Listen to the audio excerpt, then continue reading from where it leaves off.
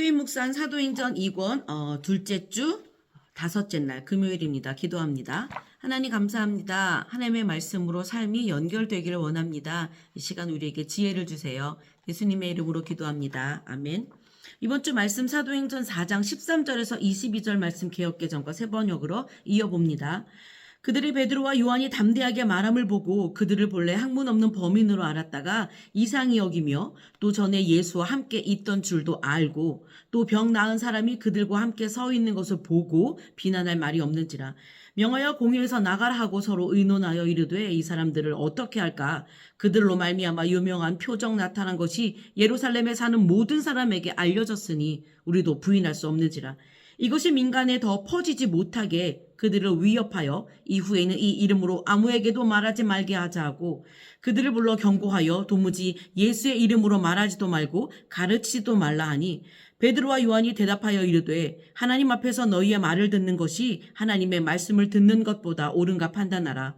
우리는 보고 들은 것을 말하지 아니할 수 없다 하니 관리들이 백성들 때문에 그들을 어떻게 처벌할지 방법을 찾지 못하고 다시 위협하여 놓아주었으니 이는 모든 사람이 그 된 일을 보고 하나님께 영광을 돌림이라. 이 표적으로 병 나은 사람은 40여세나 되었더라. 새번역입니다. 그들은 베드로와 요한이 본래 배운 것이 없는 보잘것없는 사람인 줄 알았는데 이렇게 담대하게 말하는 것을 보고 놀랐다. 그리고 그들은 그 두 사람이 예수와 함께 다녔다는 사실을 알았지만 병고침을 받은 사람이 그들 곁에 서 있는 것을 보고는 아무 트집도 잡을 수 없었다.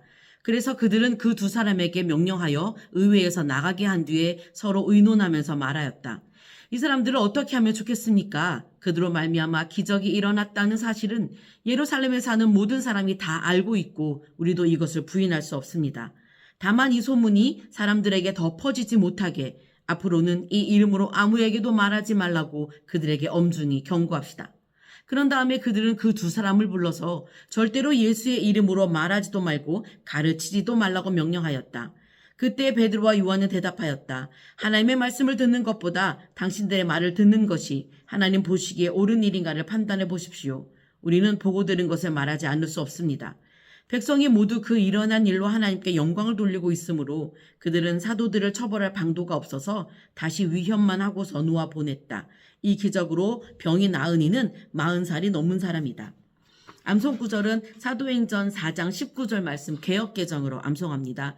베드로와 요한이 대답하여 이르되 하나님 앞에서 너희의 말을 듣는 것이 너희의 말을 듣는 것이 하나님의 말씀을 듣는 것보다 옳은가 판단하라. 베드로와 요한이 대답하여 이르되 하나님 앞에서 너희의 말을 듣는 것이 하나님의 말씀을 듣는 것보다 옳은가 판단하라. 사도행전 4장 19절 말씀입니다.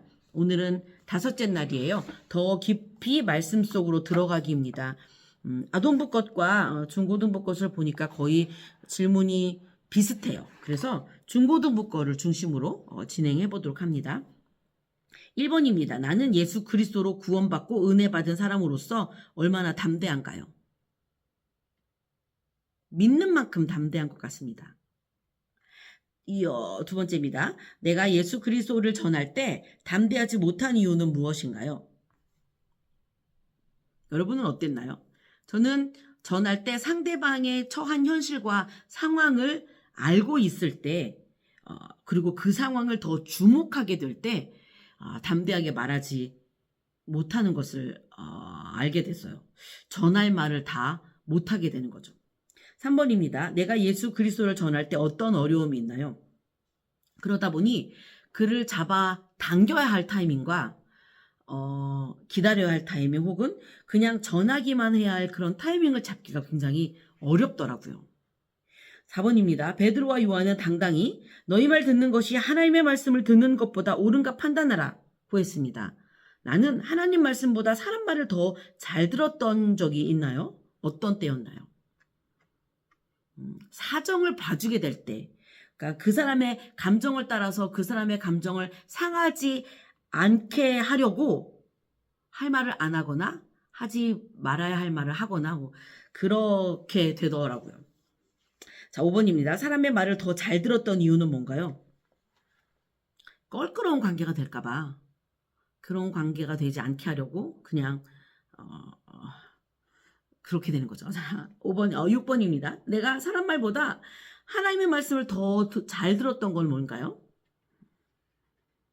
저는 제가 아이들을 가르칠 때, 하나님의 말씀을 아이들에게 알려줄 때, 그리고 그 일을 위해 뭔가 프로그램을 짜고 준비할 때는 넘지 않아야 할 선, 혹은 꼭 지켜야 할 그런 마지막 보루라고 할까요? 그런 것들이 있어요. 그래서 그거는 어떻게 해도 지켜지도록 타협하지 않는 그런 선은 있습니다.